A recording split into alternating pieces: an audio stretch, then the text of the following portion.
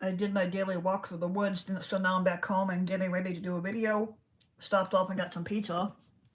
Even though pizza isn't my favorite, it's just something to eat when you don't have a whole lot in the house to eat anyway. So this is the supreme pizza. I got that while walking from the walking trail. There's like right next to the walking trail. There's like a couple restaurants here, and I just stopped at the pizza place and got some pizza. That's a supreme pizza. It cost me $25 for that particular size alone. But anyway, today we're going to talk about Chiron. Chiron is a character in Greek mythology. His job is to not judge, but to guide the souls through the underworld. Um, so, depending on how you spell it, you can spell it with a C or with a K.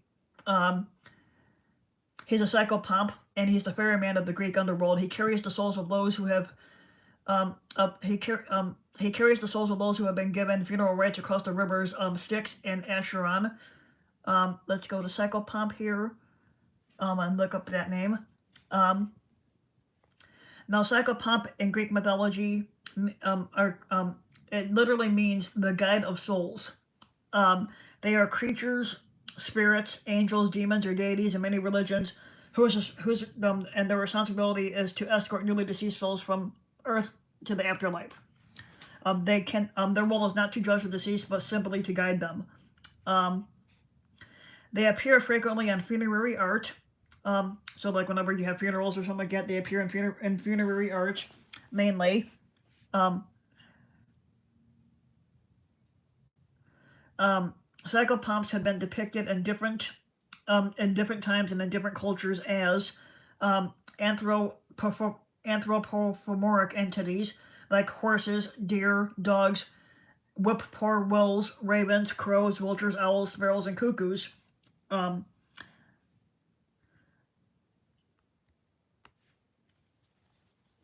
the case of birds, these are often seen in huge masses waiting outside the home of somebody that's getting ready to die.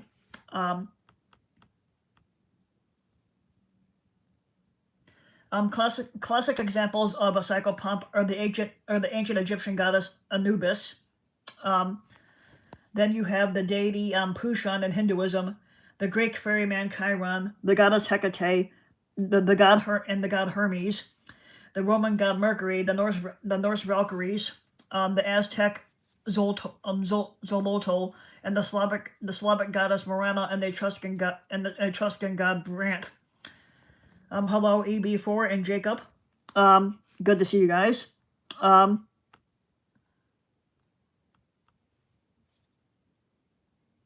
Now, that's basically for the psychopomps. Now, the archaeology confirms that in some burials,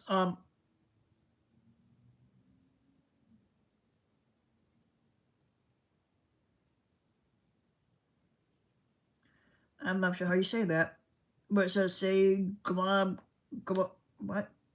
I don't even know how you would say that. So now archaeology confirms. Hello, Paul. Now archaeology confirms that in some burials, the low-value coins known generically as Chiron's obols were placed in or near the mouth of the deceased or next to the cremation urn.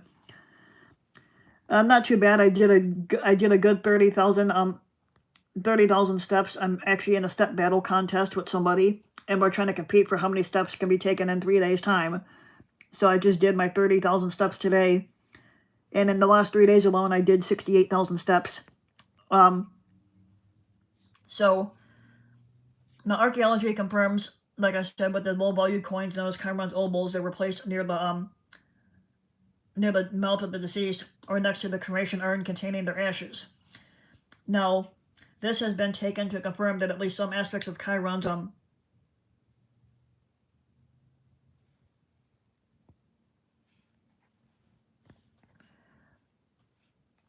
Now, this has been taken to confirm that at least some aspects of Chiron's myth are reflected in some Greek and Roman funeral practices. Now, or else the coins function as a by it to come for the soul's journey.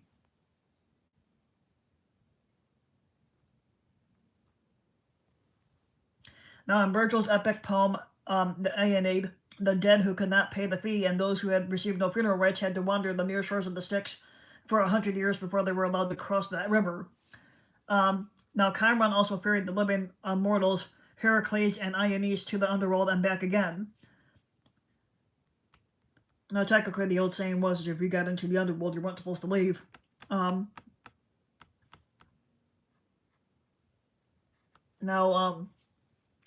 the name Chiron is most often explained as a proper noun, and it's a poetic form of Chiropos or of king gaze.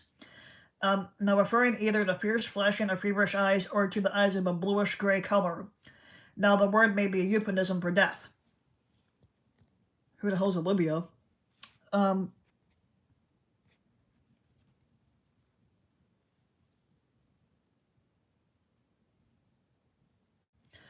flashing eyes may indicate the anger or irascibility of Chiron, as he is often characterized in literature, but the etymology is not certain. Now, the ancient historian Diodorus Siculus thought that the ferryman and his name had been imported from Egypt. Now, Chiron is first attested in the now fragmentary Greek epic poem Minyas, which includes a description of a descent to the underworld and possibly dates back to the 6th century. Now,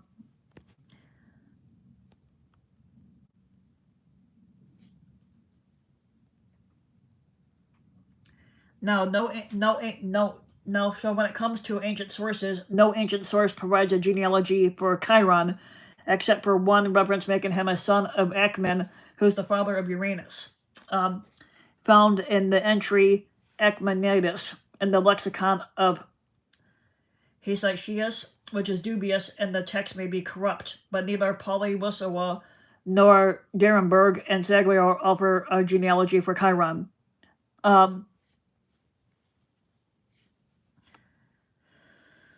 The Italian Renaissance writer Giovanni Boccaccio wrote that Chiron, who he identified as the god of time, was a son of Erebus and night.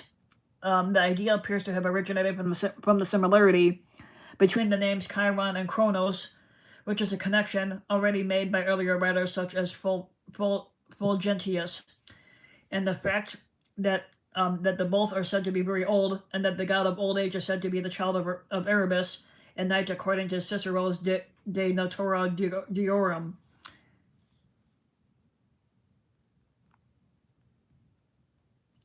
Now, if you look at these pictures here, this is Chiron with a stunt pole, standing in his boat, because he's supposed to have a boat that he ferries around.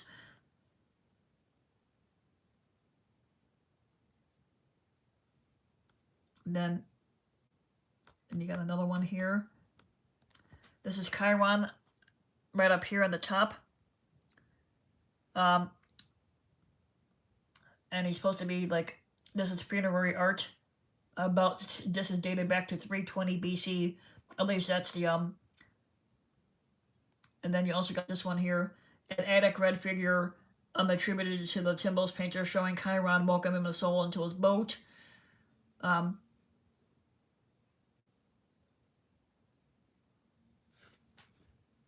So yeah,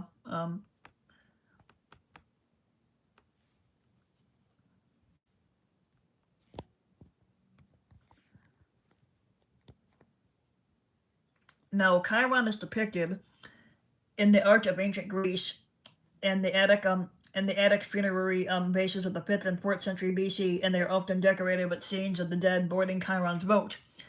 Now, on earlier such vases, he looks like a rough, unkempt Athenian seaman, dressed in a reddish brown, holding his ferryman's pole in his right hand and using his left hand to receive the deceased. I got supreme pizza. Now,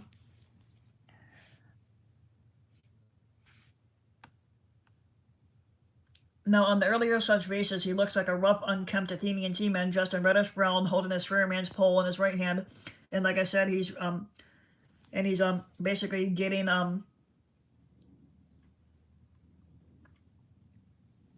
So, but Hermes sometimes stands by his role by his role as a psychopomp. On later basis, Chiron is given a more kindly and refined demeanor.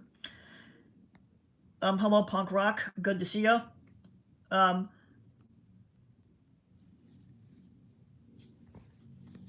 I had to get a whole new YouTube channel about a year ago because somebody pulled my other one, so I had to restart a whole new one, which isn't too bad. I'm doing okay, with it. Um, in the 1st century BC, the Roman poet Virgil describes Chiron manning his rust-colored skiff in the course of Aeneas' descent to the underworld in Book 6 after Sybil has directed the hero to the golden bow that will allow him to return to the world of the living. Um, and there is a poem. There Chiron stands, who rules the dreary coast, a sordid god. Down from his hairy chin, a length of beard descends, uncombed, unclean. His eyes are like hollow furnaces on fire. A girdle filled with grease binds his obscene attire. Um, Now Chiron looks kind of different in this photo here.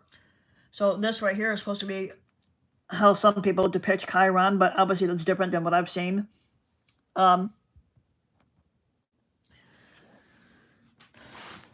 Let's try a piece of pizza here. Yeah, I don't know, maybe. I got some supreme pizza here, so I'm gonna eat that before it gets cold. Yeah.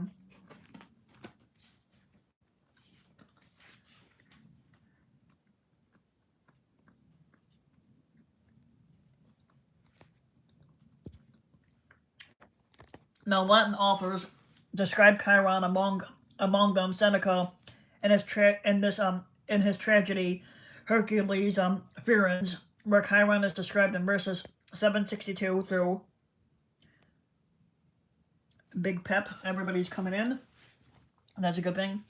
So Chiron is depicted in verses 762 through 777 as an old man clad in foul garb, with haggard cheeks and an unkempt beard, and a fierce ferryman who guides his craft with a long pole. Now, when the boatman tells Heracles to halt, the Greek hero uses his strength to gain passage, overpowering Chiron with the boatman's own pole.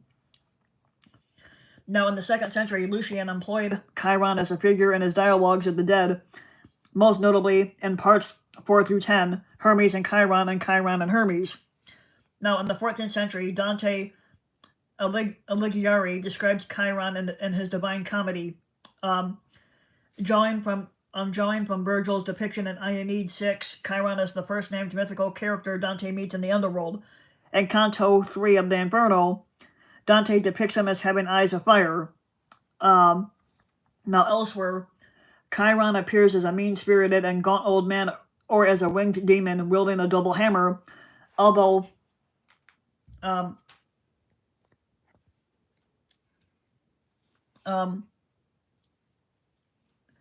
Michelangelo's interpretation, influenced by Dante's depiction in the Inferno, shows him with an oar over his shoulder. Ready to beat those who delay, battle Col Remo in Inferno 3, verse 111. In modern times, he is commonly depicted as a living skeleton and a cowl, which is spelled C-O-W-L, not sure if I'm saying that right, and much like the Grim Reaper. The French artist Gustave Doré depicted Chiron in 2 of his illustrations for Dante's Divine Comedy. Now the Flemish painter Joachim Pet, now I'm not sure if I'm saying this right. The Flemish painter Joachim Petinier depicted Chiron in his crossing the river Styx, and the Spanish painter Jose Weigel portrayed Chiron as La Barca de Carante. Now there is a picture of Chiron depicted in the Sistine Chapel, which is the one picture I showed you. And here's another one right here. And this one is from Gustave Doré from the year 1857.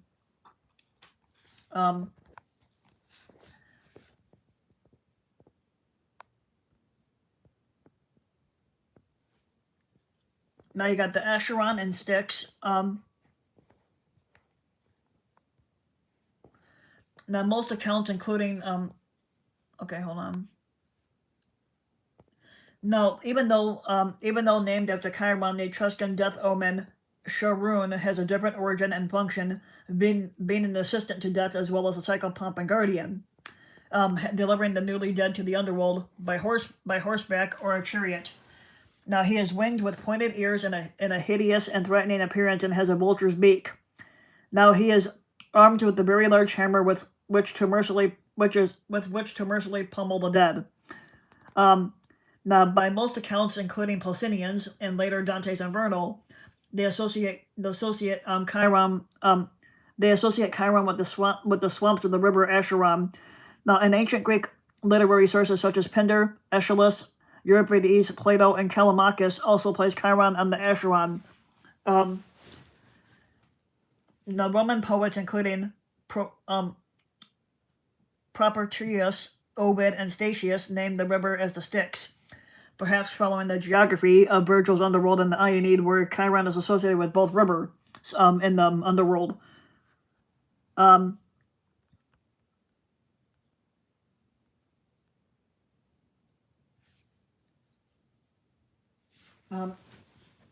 if you look at astronomy, Chiron is the largest moon of the dwarf planet Pluto, is named after him. Now, the Hadrosaurid Tyrannosaurus is named in the Chiron's honor because it was found along the banks of the Amur River in the Far East. Now let's go back up here. Excuse me.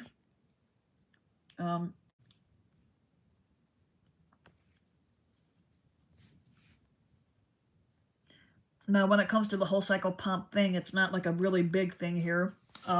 Like I said, psychopomps are depicted in funerary art. That's at least how Chiron is depicted, like this here. Like you can see that, that's funerary art.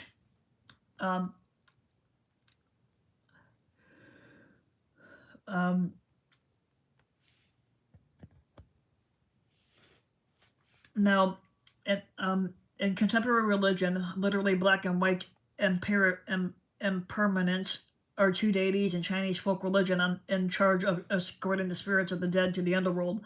Now, in Japanese mythology, the Shinigami of Japanese mythology have also been described as psychopomps. Now, the form of Shiva is Tara Kashawara in Hinduism, performs a similar role, although leading the soul to moksha rather than to an afterlife. Now, additionally, in the Bhagavata Purana, the Vishnudutas and the Yamadutas also are messengers of the underworld. There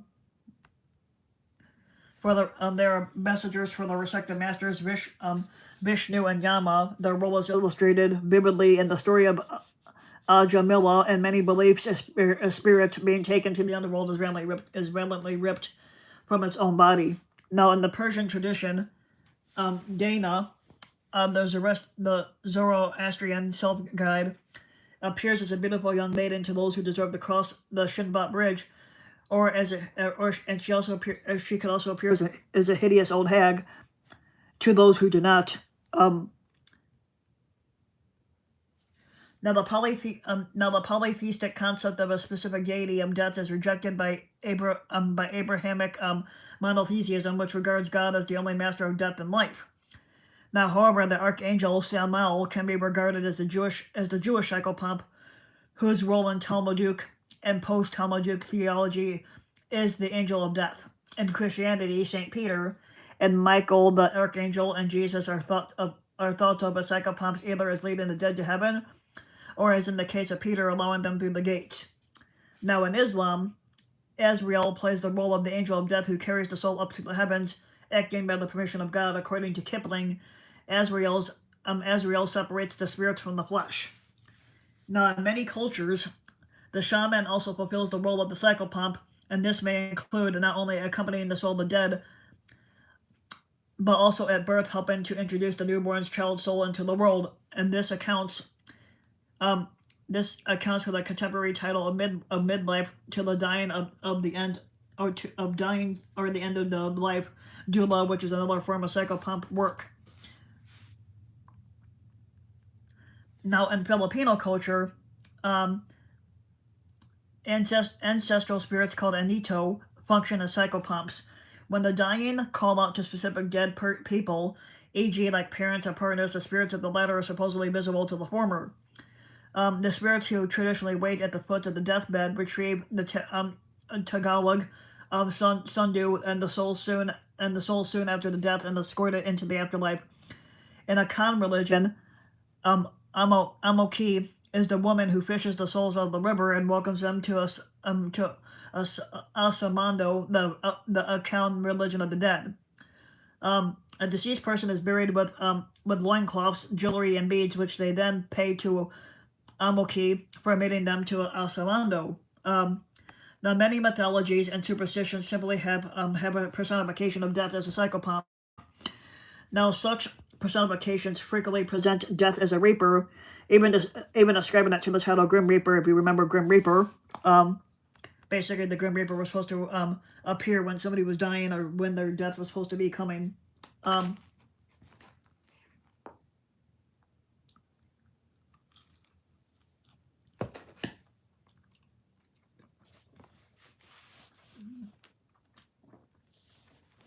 There.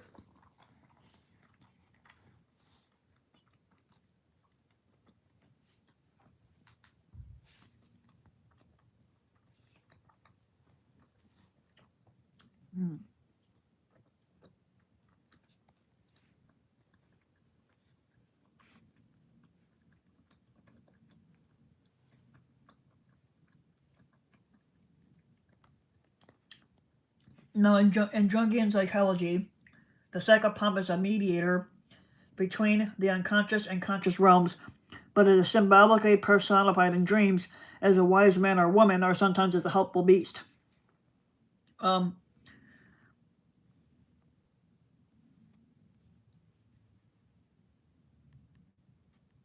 Let's go to let's see if I can find Anubis. Okay, here we go.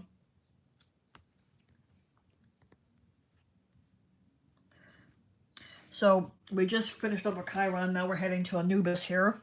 Anubis is the god of funerary rites and protector of graves and guide to the underworld in ancient Egyptian mythology and religion.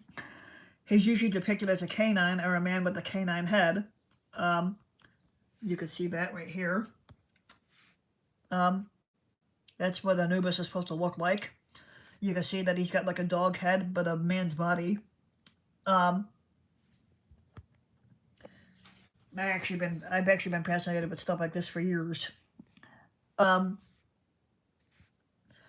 many ancient religion, with many ancient Egyptian deities, Anubis assumed different roles in various contexts.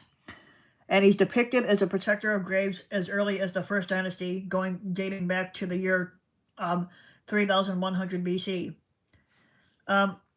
Anubis was also an embalmer. By the Middle Kingdom, which is the year 2055 BC, he was replaced by Osiris in his role as the Lord of the Underworld. One of his prominent roles was as a god who ushered souls into the afterlife, and he attended the weighing scale during the weighing in the heart, in which it was determined whether a soul would be allowed to enter the realm of the dead. Anubis is one of the most frequently depicted and mentioned gods in the Egyptian pantheon. However, a few major myths involved him. Now, Anubis is depicted in black, a color that symbolized regeneration, life, and the soil of the Nile River. And the discoloration of the corpse after embalming. Anubis is associated with Wepawet, another Egyptian god portrayed with a dog's head or a canine form, but with gray or white fur. Let's go check that one out for a minute, see if I can find a picture of him. Okay, kind of the same, but he's got a white head. This is Wepawet, and then the other one was Anubis. Both of them kind of have the funeral rites. Um,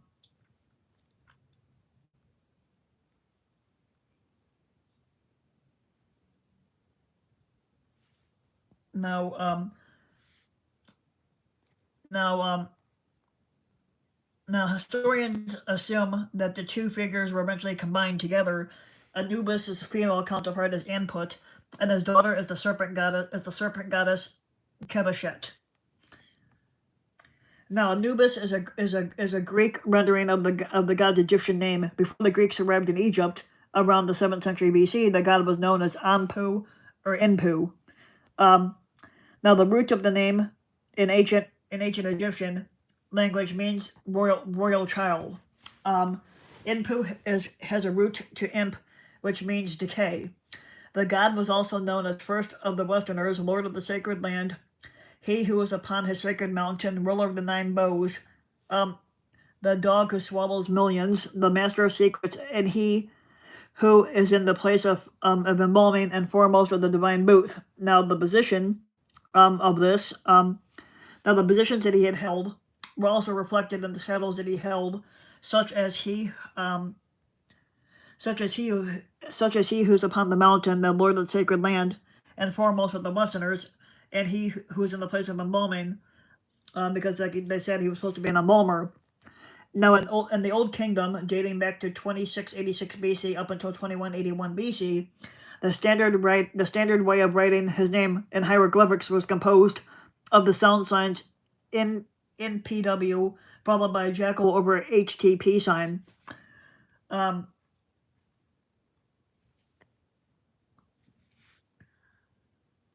you can see that right here. This is supposed to be a Greek. This is supposed to be an Egyptian hieroglyphic. I've never been able to read those, even though it would be fascinating to try to learn it. So, now a new form of the jackal or a tall stand appeared in the late and Old Kingdom and became common thereafter. Now,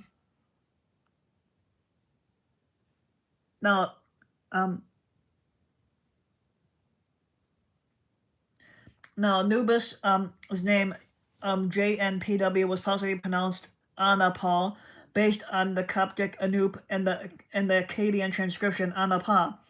Now, in the name, Rianapa, that appears in the Amarna letter. However, this transcription may also be interpreted as R and then Enfer, a name similar to that of Prince Ranafer of the 4th dynasty. In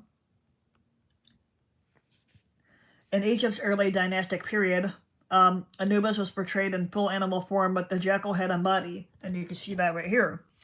This is supposed to be Anubis as a jackal, perched atop a tomb, symbolizing his protection of the necropolis.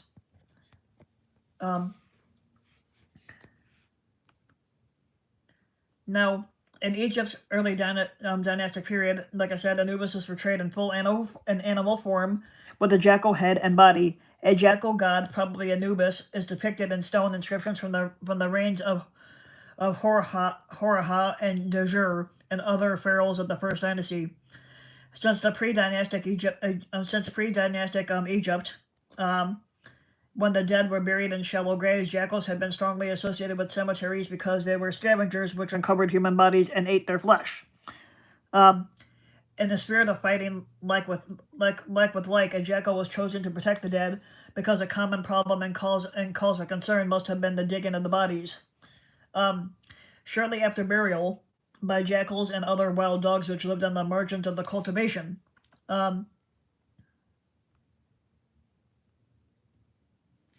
Now, in the old kingdom of Egypt, Anubis was the most important god of the dead, but he was replaced in that role by Osiris during the Middle Kingdom, dating back to the year 2000, between the year 2000 and 1700 BC.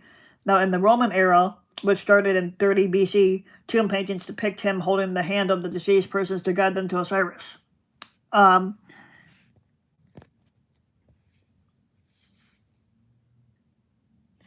Now, depending on what myth that you believe in, the parentage of Anubis varied between myths, times, and sources. In earlier mythology, he was portrayed as a son of Ra, and the coffin texts, which were written in the first immediate period of 2181 to 2055 BC, Anubis is the son of either the cow goddess Hesat or the cat-headed Basset. Now, another tradition depicted him as the son of Ra and Nephthysis. Now, more commonly, however, he is recognized as the offspring of Osiris and Isis, and or Isis, whatever you want to say, in later periods, particularly during the Ptolemaic era. Anubis is sometimes depicted and described as the son of Isis and Serapis, and a Hellenized form of Osiris designed to appeal to Egypt's growing Greek population. Now, the Greek Plutarch reported a tradition that Anubis was the illegitimate son of Nephthys and Osiris, but that he was adopted by Osiris's wife Isis. Now, for when Isis found out that Osiris loved her sister and had relations with her, and mistaken her sister for herself, and when she saw proof of it in the form of a garland of clover, then he had left. She was looking for a baby because Nephthys abandoned it at once after it had been born for fear of Set.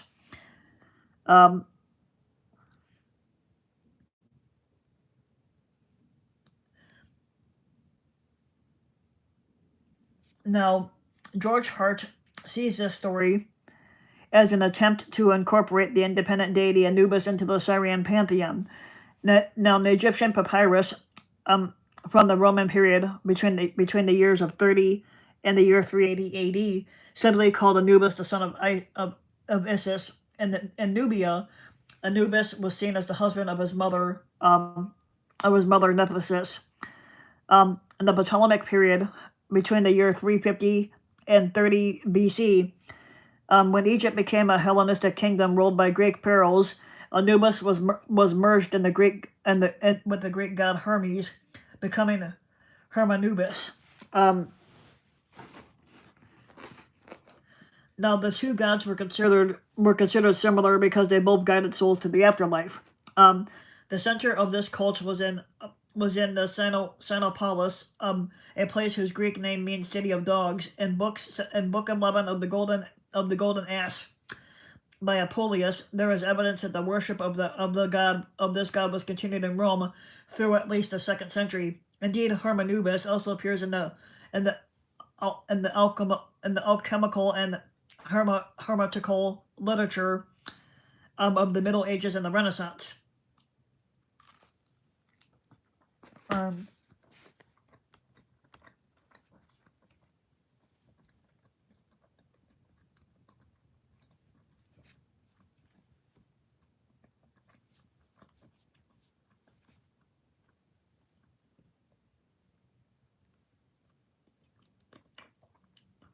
Now, although the Greeks and Romans typically scorned Egyptian animal-headed gods as bizarre and primitive, Anubis was mockingly called Barker by the Greeks, and Anubis was sometimes associated with Sirius in the heavens and Cerberus and Hades in the underworld.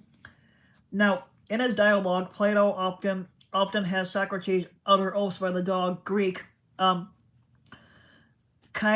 Chankuna, which means by the dog of Egypt and by the god of the Egyptians, both for emphasis and to appeal to Anubis as an arbiter of truth in the underworld. Now, some of his roles was an embalmer. You can see that right here.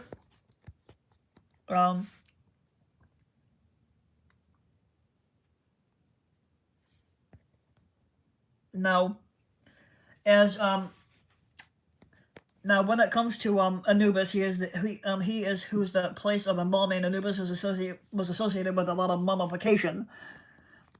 He was also called Hentai Zerner. I'm not sure if I'm saying this right. HNTYZHNTR. It means he presides over the god's booth. in which Booth could refer either to the place where embalming was carried out or the pharaoh's burial chamber.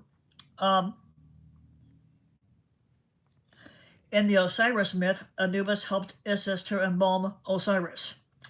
Indeed, when the Osiris myth emerged, it was said that after Osiris had been killed by Set, Osiris's organs were given to Anubis as a gift. With this connection, Anubis became the patron god of embalmers, and during the rites of mummification, illustrations from the Book of the Dead often show a wolf mask wearing priest supporting the upright mummy. Also, he's the protector of the mummy tombs. You can see that down here. Anubis is a protector of graves and cemeteries, and several epithets attached to his name in Egyptian texts and inscriptions, and they refer to that role, which means foremost of the Westerners. And he was also the name of a different Canaan funerary god, which alluded to his protecting function because the dead were usually buried on the west bank of the Nile. He took other names in connection with his funerary role, such as Tepi Dujef. He who is upon this mountain, i.e., keeping guard over tombs from above, and also he was known as the Lord of the Sacred Land, which designates him as a god of the desert necropolis.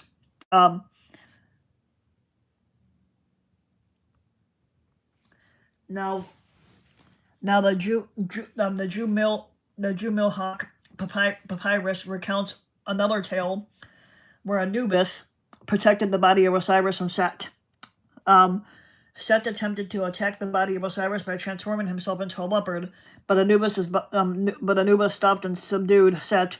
However, and he branded Set's skin with a hot iron rod. Anubis then flayed Set and wore his skin as a warning against evildoers who would desecrate the tombs of the dead. Priests who attended to the dead wore leopard skin in order to commemorate Anubis' victory over Set, and the legend of Anubis branding the hide of Set in leopard form was used to explain how the leopard got its spots. Most ancient tombs had prayers to Anubis carved on them.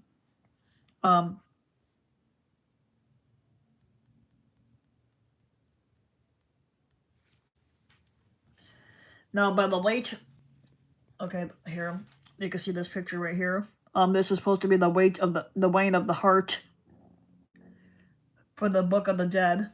So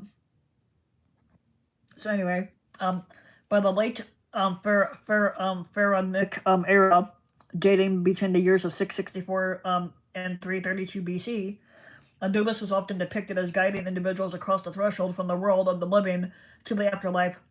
Now, though a similar role was sometimes performed by the cow-headed Hathor, and Anubis was more commonly chosen to fulfill that function. Now, Greek writers from the Roman period of Egyptian history designated that role as that of a psychopomp, a Greek term meaning guider of souls, and that they used to refer to their own god Hermes, who also played that role in Greek religion. Now, funerary art from that period represent Anubis guiding either men or women dressed in Greek clothes into the presence of Osiris, who by then had long replaced Anubis as ruler of the underworld. One of the roles that Anubis had was the wearer of hearts. So one of the roles of Anubis was as the guardian of scales, the critical scene depicting the weighing of the heart in the Book of the Dead, and it shows Anubis performing a measurement that determined whether the person was worthy of entering the realm of the dead. By weighing the heart of a deceased person against Ma'at, who was often represented as an ostrich feather, Anubis dictated the fate of the souls. Now, souls heavier than a feather would be devoured by Ammit, and souls lighter than a feather would ascend to a heavenly existence. Now, Anubis was one of the most frequently presented deities in ancient Egyptian art. He is depicted in royal tombs as early as the First Dynasty. The god is typically treating a king's corpse, providing sovereign to mummification rituals and funerals, or standing with fellow gods as the weighing of the heart and of the soul in the Hall of Two Truths. Now, one of his most popular representations is of him with the body of a man and the head of a jackal with pointed ears, standing or kneeling and holding a gold scale with the head of the heart with the heart of the soul is being weighed against Mamet's white truth feather. This is supposed to be the jackal head of Anubis.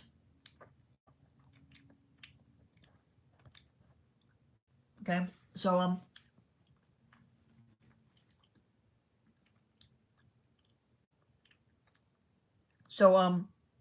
in the early dynastic period, like I said, he was depicted in animal form as a black canine, but Anubis's distinctive black color did not represent the animal. Rather, it had several symbolic meanings.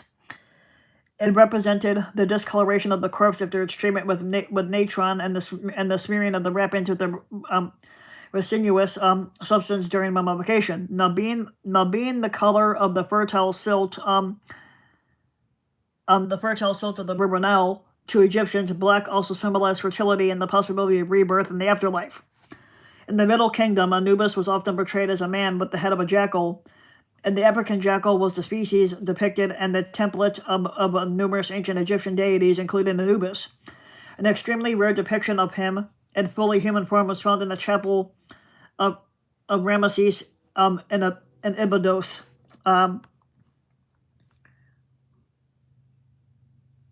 Now here, you see a statue of Anubis, the wall relief of Anubis, and now this is supposed to be on the side right here. You got Isis left, with Anubis doing the embalming of the deceased. So Anubis is often depicted wearing a ribbon and holding a flail in the crook of his arm. Another of Anubis's attributes was basically his role in embalming. In funerary context, Anubis is shown either attending to a deceased person's mummy, or sitting atop a tomb, protecting it. Now, in the New Kingdom, tomb seals also depict Anubis sitting atop the 9 bows that symbolize his domination over the enemies of Egypt.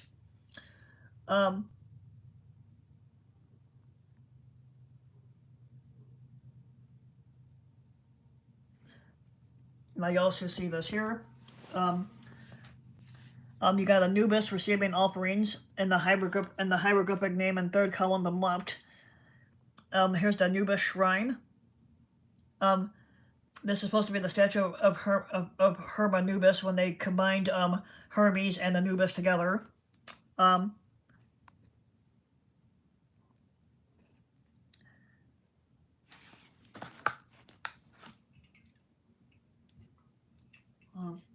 Man, I'm spacing out here. Okay.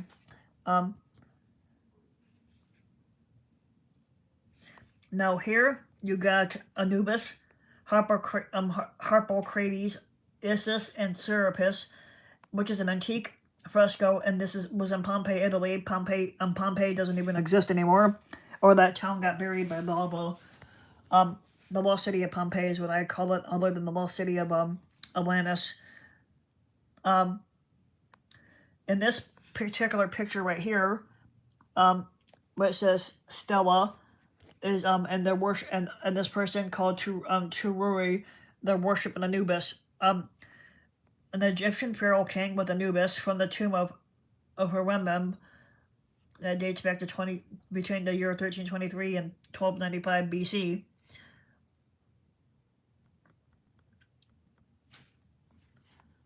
Here's an Anubis amulet, and the recumbent Anubis, sorry, and another statue of Anubis.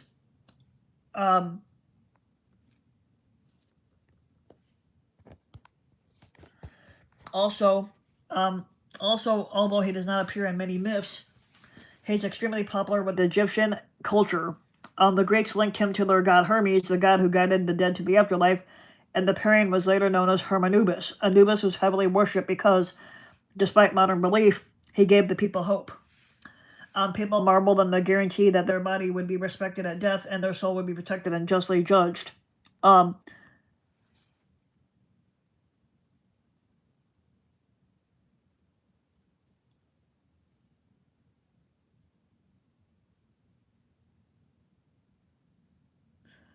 Anubis also had male priests who sported wood masks with the god's likeness when performing rituals. His cult center was at Sinopolis in Upper Egypt, but memorials were built everywhere, and he was universally revered in every part of that nation.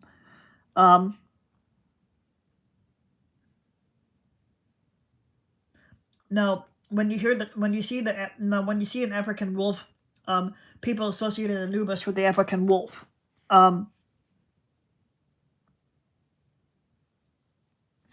They also said that he was probably modeled after a fox or Ethiopian wolf.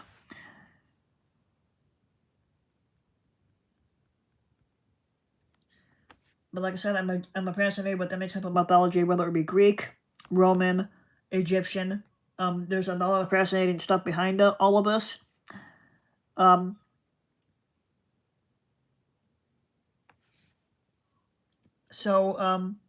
I'm gonna let you guys go so I can finish my pizza before it gets even colder than what it is. But I hope you guys enjoyed. Next week, starting Monday, not this coming Monday, which is like the 10th, but the 17th, which is next week, I'm going to be starting college. So I'm going to have to work around my college schedule to see when I can do videos. Once college starts, I'll let you guys know how it goes. I'm gonna be studying to become a plant engineer at UPS, and my job UPS is paying for my classes, which is great that I don't have to pay unless I drop below a C average. As long as I maintain a C plus average in my classes, then I don't have to pay, and UPS will pay for it.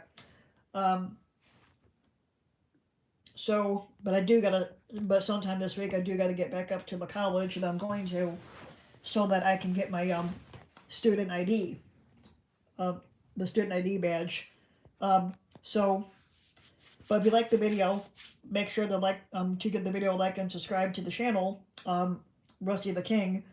And for any more, if you want to support my work even further, you can donate to my Patreon link, which you can find in the About section of YouTube.